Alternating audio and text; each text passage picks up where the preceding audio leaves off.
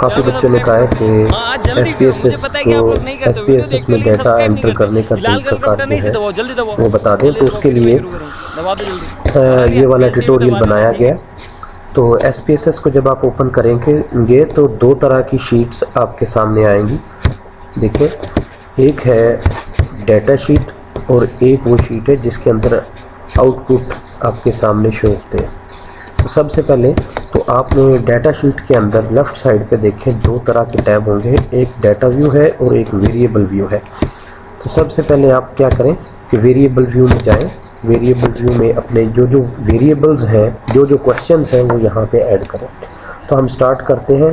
सबसे पहले तो हम कैटेगोरिकल डाटा कोई एक एंटर करते हैं, जैसे सेक्स। ऐसा वेरिएबल जिसकी कैटेगरीज होती हैं, दो कैटेगरीज, तीन कैटेगरीज, ज़्यादा कैटेगरीज भी हो सकती हैं।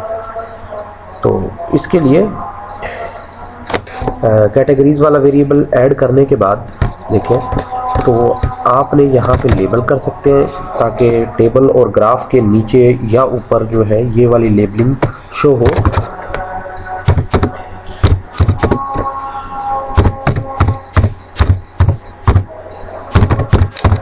ठीक है, उसके अलावा इसकी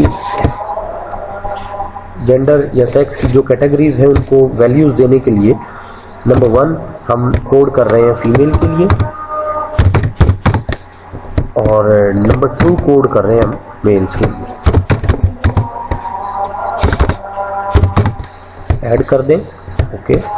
उसके बाद आप मेजरमेंट में जाके इसकी कैटेगरीज मेजरमेंट जो स्केल है वो सिलेक्ट करें। अगर नेम बेस है सिर्फ नॉमिनल होगा, अगर ऑर्डर है तो ऑर्डिनल भी होगा।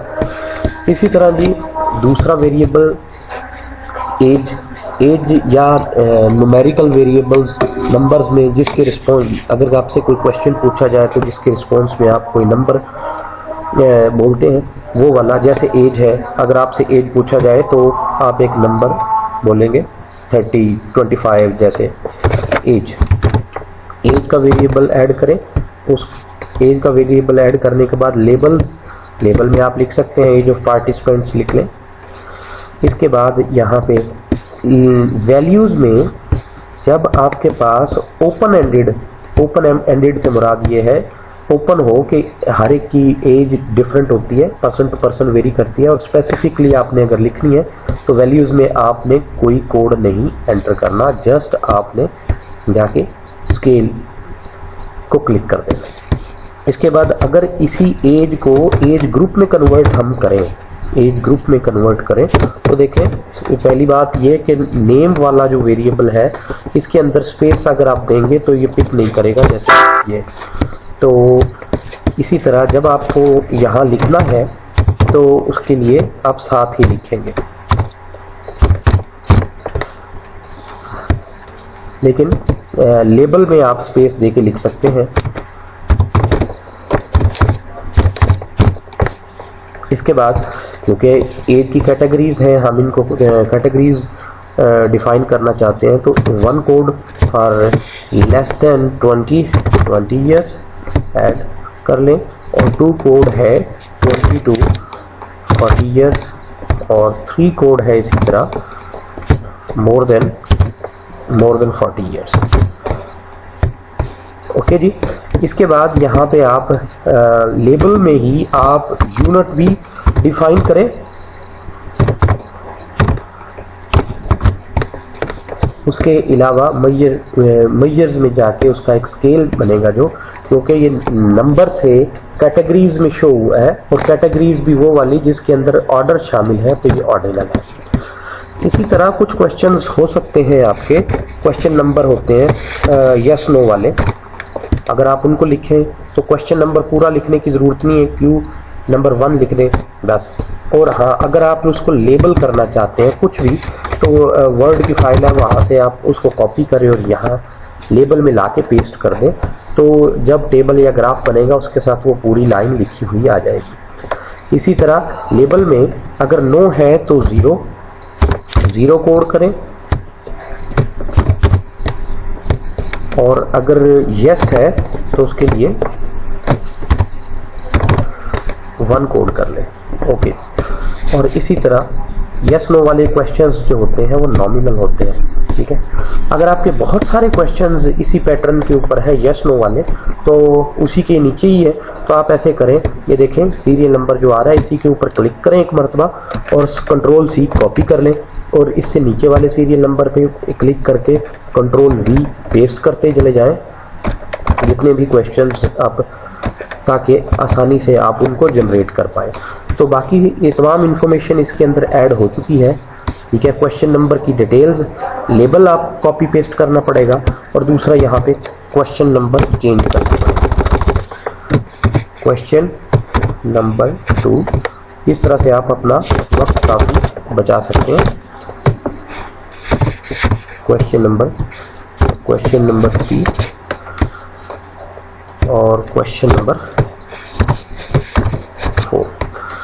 ये क्वेश्चन नंबर मैंने चेंज कर दिए हैं, इनकी जो स्टेटमेंट है वो भी आप यहाँ पे लिख सकते हैं, इस तरह से ये हो जाएगा। हम इसी तरह क्वेश्चन नंबर 5 अगर ऐड करना चाहें, क्वेश्चन नंबर 5, तो यहाँ पे उसकी स्टेटमेंट आ जाएगी, जो भी स्टेटमेंट होगी, और उसकी कैटेगरीज अगर देखें हमारे पास ऐसी हो, 1 फॉर स्ट्रॉन्गली एग्री है, और 2 फॉर एग्री है, और 3 फॉर न्यूट्रल है, और 4 डिसएग्री, और 5 जो है वो स्ट्रॉन्गली डिसएग्री है। ऐड कर दें, ओके कर दें, क्योंकि ये सिस्टमेटिकल ऑर्डर है इसके अंदर शामिल है, तो इसके उसको भी ऑर्डिनल कहेंगे। और इसी तरह अगर इसके ज़्यादा क्वेश्चन हैं तो आप यहाँ से कॉपी करके नीचे कंट्रोल वी कर दें तो पेस्ट भी हो जाएगा। इस तरह से ये सारे का सारा डाटा, ये अभी तक आपके पास जो आई है ये वेरिएबल्स की शीट बनी है। तमाम वेरिएबल की शीट पहले बनेंगी, उसके बाद जब आप इसका डाटा एंटर करना चाहेंगे तो आप आ जाएं डाटा व्यू में। डाटा व्यू के ऊपर क्लिक करें तो ये देखें ऊपर कॉलम वाइज जो बार्स हैं उनके अंदर वो तमाम वेरिएबल्स आ जाएंगे। ये डाटा व्यू में कॉलम वाइज वेरिएबल्स होते हैं और रो वाइज जो है वो पार्टिसिपेंट्स हैं। जितने लोगों का डाटा है वो यहाँ से पता चलेगा। अगर 15 लोगों का डाटा है तो ये 15 रोज आप इंक्लूड करेंगे। जैसे मैं जेंडर में लिखना चाहता हूँ 1, ठीक है। जेंडर में अगर हम 1 लिखें तो इसका मतलब फीमेल है, ये शो करेगा। यहाँ लेबल वाला जो टैब है आपको बता सकता है। इसी तरह एज उनकी हम कहते हैं 20 ईयर्स है, तो उसके 20 ईयर के लिए ग्रुप बनेगा दूसरा, तो आप यहाँ पे लिख सकते हैं, ठीक है। इसी तरह क्वेश्चन 1 का 1, क्वेश्चन 2 का 0, क्वेश्चन 1 यानी यस नो को हम उनके अकॉर्डिंगली कोड देंगे। और ये फ़र्ज़ करें न्यूट्रल है तो 3, और ये स्ट्रॉन्गली डिसएग्री है तो 5। इस तरह से आप डाटा सारे का सारा इस डाटा व्यू में जाके सारा डाटा एंटर कर लेंगे और उसके बाद हम इसे एनालिसिस कर लेंगे। इसको सेव करने के लिए आप ये वाला टैब जो है यूज़ कर सकते हैं। ये देखें सेव दिस डॉक्यूमेंट, आप इसके ऊपर क्लिक करें।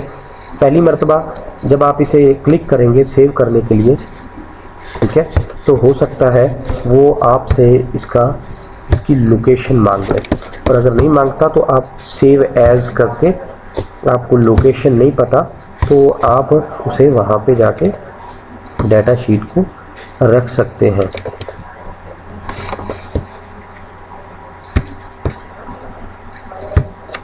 हाँ जी, डाटा शीट हम इसका नाम रखते हैं, जो भी आपको फिजिबल हो वो वाला आप इसका नाम रखें।